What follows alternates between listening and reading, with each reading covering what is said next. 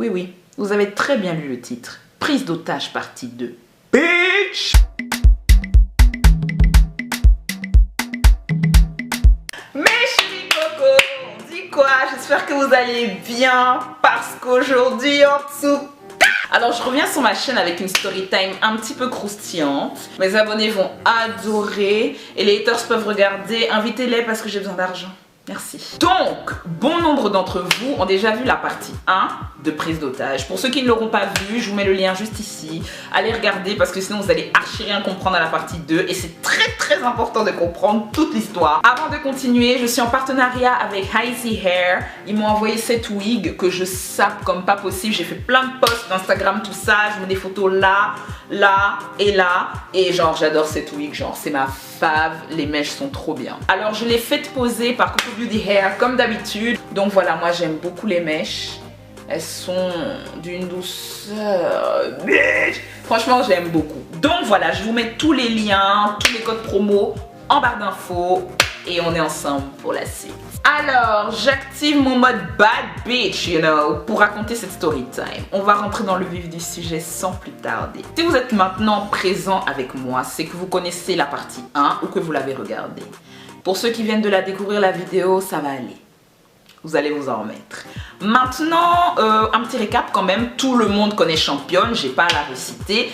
Beaucoup m'ont demandé après, je voulais grave qu'elle vienne sur ma chaîne, mais je dois vous dire la vérité, elle joue pas avec les cacahuètes. Mais une chose est sûre, c'est que je vais essayer d'un jour la faire venir sur ma chaîne, peut-être sur un autre sujet, donc soyez bien attentifs. Soyez très attentifs. Deuxième personnage nouveau de l'histoire, c'est son vrai prénom, sauf que je me rappelle plus, genre. Il s'appelait Maloud ou Mouloud. Ce qui est sûr, choisissez l'un des deux, ce qui vous plaît, et on évolue. Troisième personnage, je vais l'appeler Django, parce qu'elle aime vraiment le goût du risque. Donc Mouloud et Django sont les deux nouveaux personnages, plus Championne et Léo Lala à côté, moi y compris. Les chéris coco. Même si je suis l'un des personnages publics les plus détestés de l'année 2019, sachez que je dis toujours la vérité. Je vous dis que l'argent est important dans ce système économique. Vous voulez pas l'écouter? Moi, vous me voyez comme ça là. J'ai compris il y a bien longtemps que l'argent, c'était le nerf de la guerre.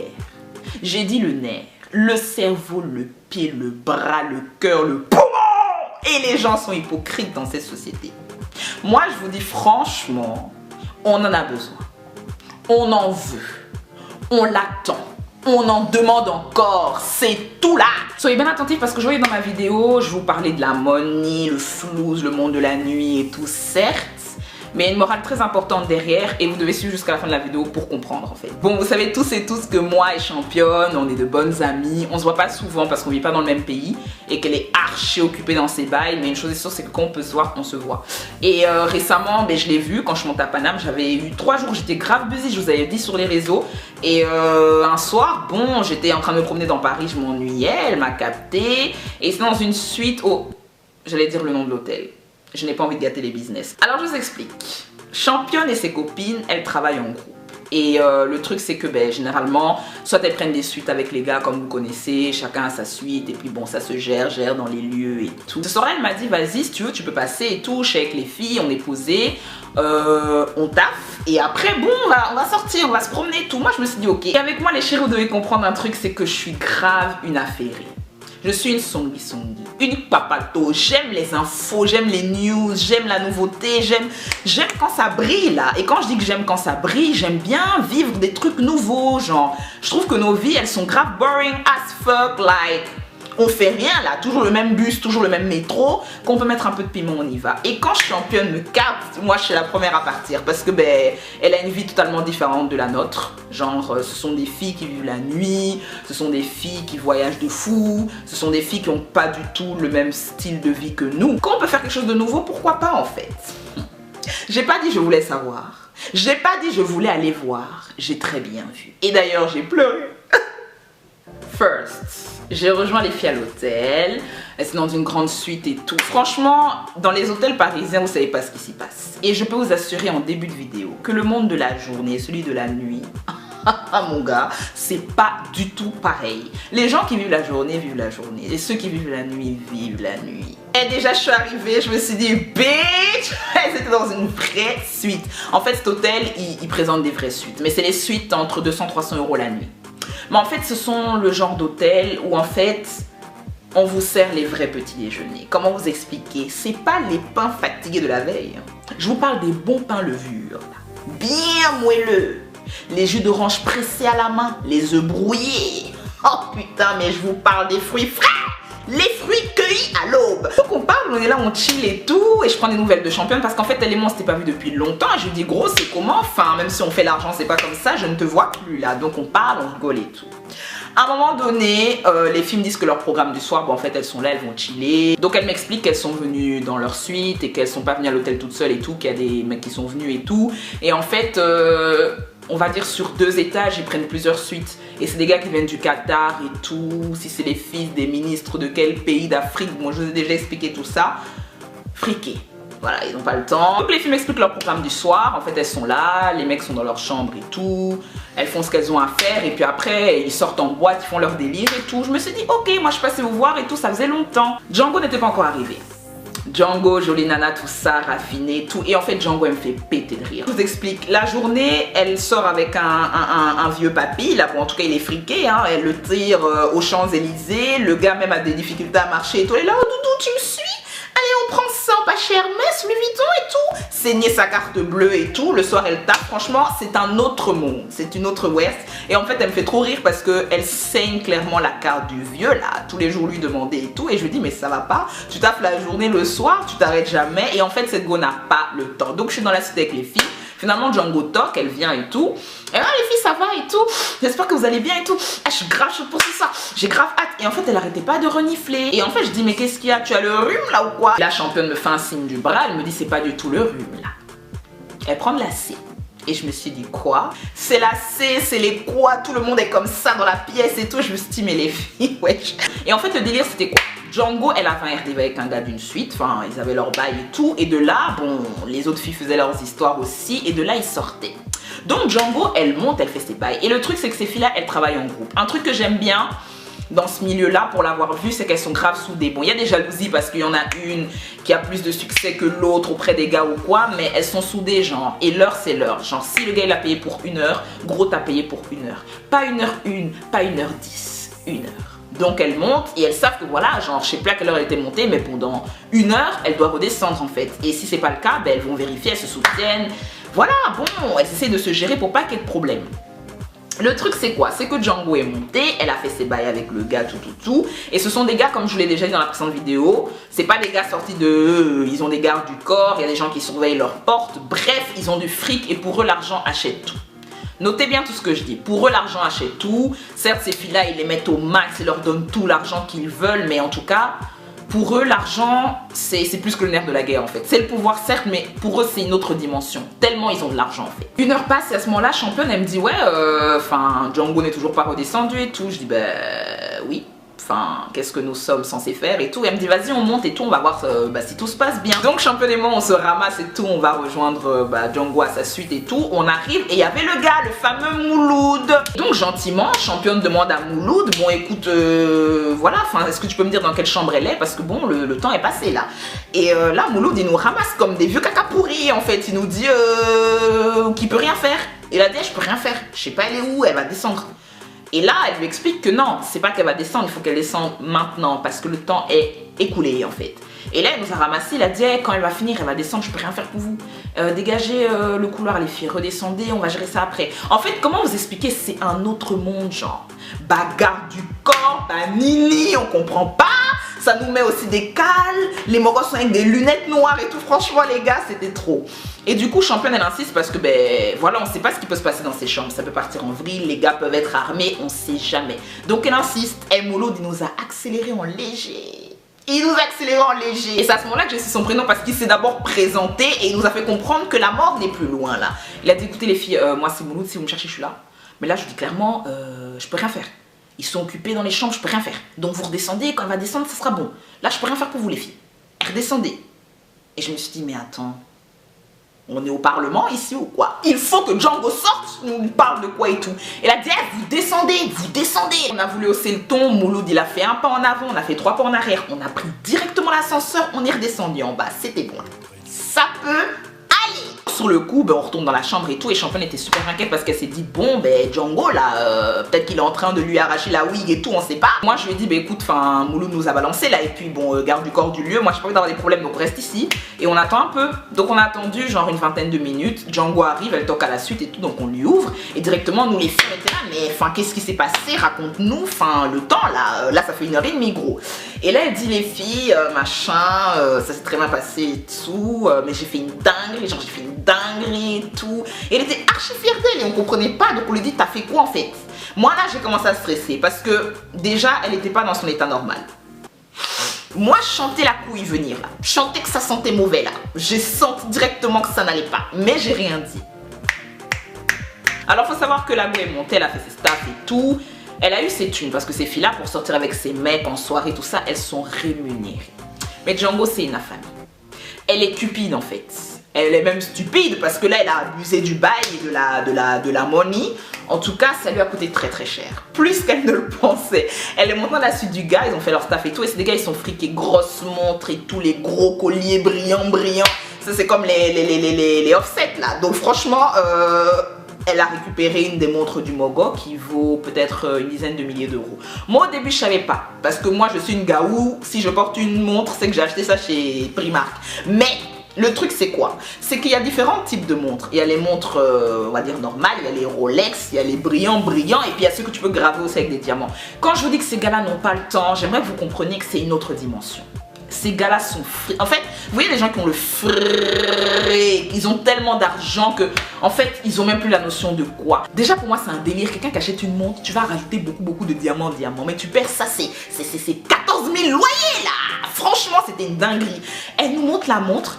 Et quand elle nous dit ça, on est choqués. Enfin, au début, on n'est pas choqués en mode de c'est un truc de ouf, mais on s'est dit, frère, ces gars-là, ils sont pas là pour rigoler, en fait. Vous voyez les gars qu'on voit dans les films Narcos, enquête criminelle, voilà. Les gardes du corps ressemblent à ça. Les Mogos, même eux-mêmes, ils ont la tête des criminaux. Donc vraiment, je lui ai dit, toi, tu veux des problèmes. En tout cas, devant ce vol à l'étalage, nous, on s'est grave rétracté. Championne, elle lui a dit directement, gros, c'est mort. Ces gars-là, ils sont pas là pour blaguer. On est avec eux pendant 3 jours, H24. Tu voles son bien, mais t'es malade, en fait.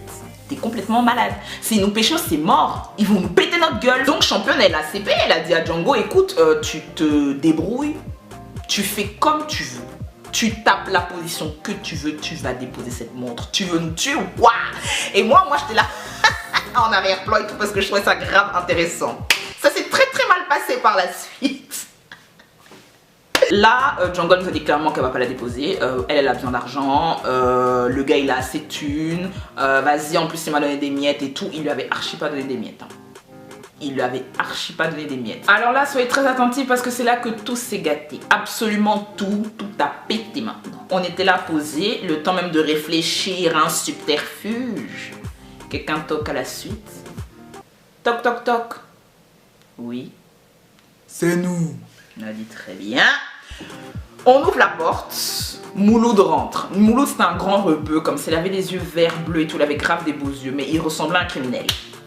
Déjà, quand on l'a vu rentrer, on a commencé à avoir un peu de chaleur. Et là, il y a 2 autres Mogos qui l'ont suivi. C'était 2 négros. En fait, là, maintenant, les aisselles étaient mouillées. C'était fini. Là, c'était fini. En fait, dans ma tête, je suis déjà enterrée dans un classeur foutu dans la poubelle. C'était fini. Pour moi, là, c'était terminé. Les gars, ils ont pas cherché midi à 14 h. 3 grands hommes comme ça, ils nous ont assis. Ils ont dit, asseyez-vous les filles. Bon, écoutez, il y a un problème. Il y a X qui dit qu'on lui a chouré sa bague et tout. Il y a des trucs qu'il retrouve pas dans sa suite. C'est quoi ce bordel là? C'est que nous, on voulait jouer les filles. Les filles disaient rien. Moi, je disais rien. Et j'étais une tombe, j'étais là.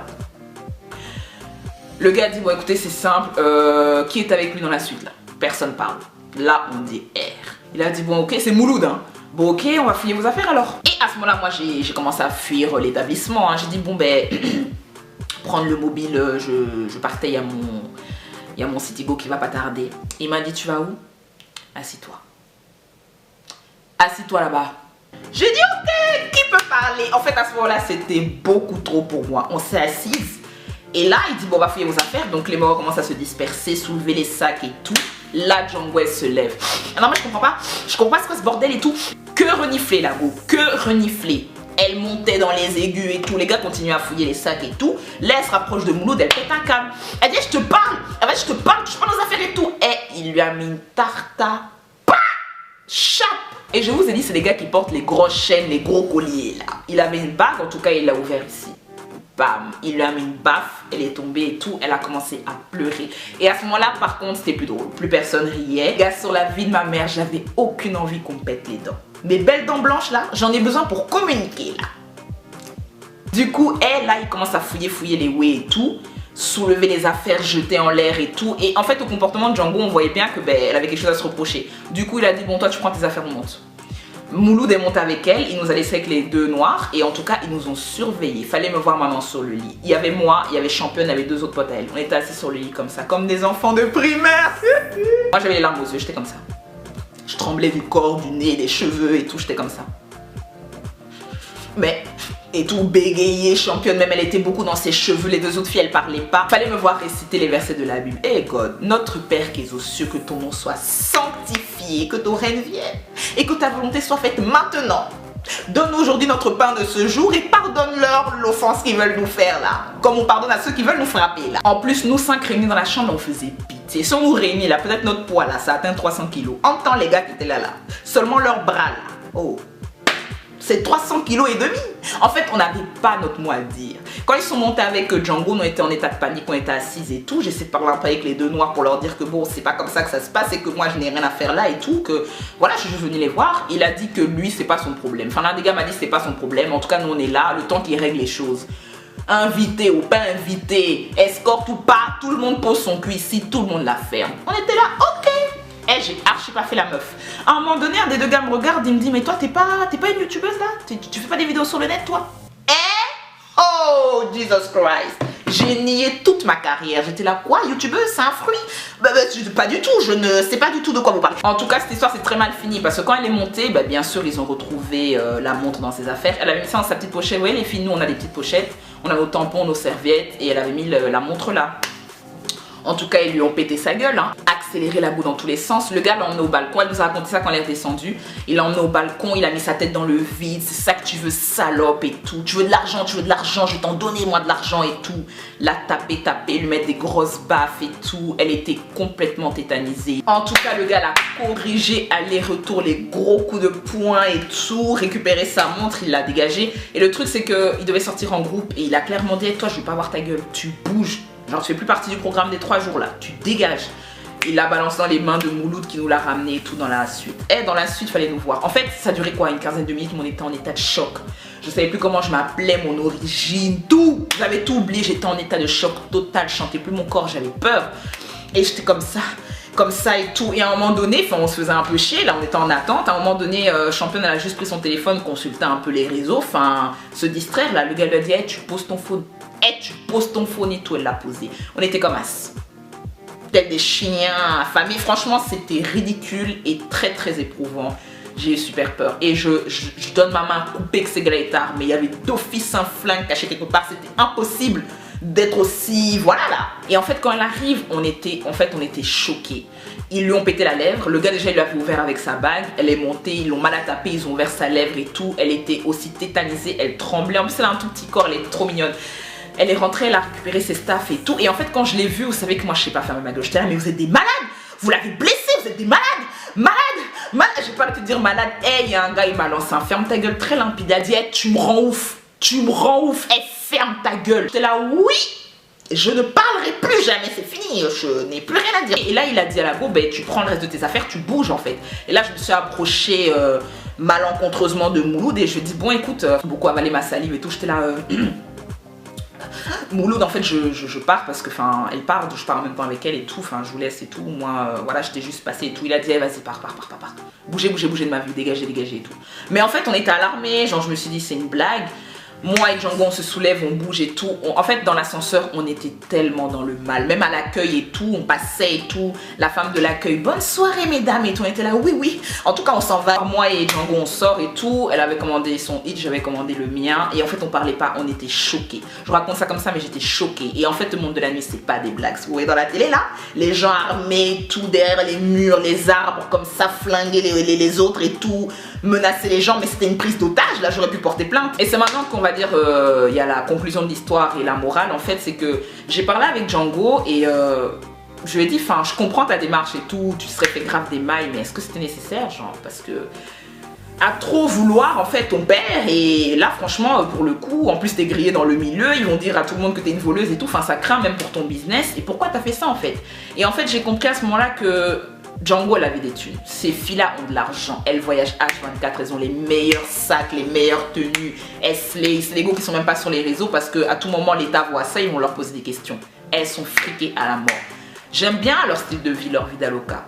Mais contrairement à Championne, qui elle est épanouie, a un copain, une famille, elle investit grave dans des trucs, genre ses sœurs elles ont des projets de make-up et tout, elle investit pour elle, enfin, elle est aimée, elle a quelque chose en plus que l'argent. Donc oui elle aime l'argent, mais elle a de l'amour derrière, elle a quelqu'un, elle a des gens avec qui le partager, et en fait Django c'est pas son cas, elle m'a dit Fifi, tu nous vois là en groupe et tout, on sort avec les meilleurs gars du pays. Elle a son sugar daddy, prendre sa carte bleue tous les jours, siffler le bonbon et tout, mais au-delà de ça, elle a rien. Elle m'a dit clairement, elle n'a pas réfléchi, enfin, elle a pris la montre pensant pouvoir le revendre et se faire encore plus d'argent parce que c'est que en dépensant, en vivant cette vie de ouf, bah, qu'elle oublie en fait qu'elle a rien à côté. Et franchement, vous pouvez avoir tout l'or du monde si vous n'avez personne avec qui le partager.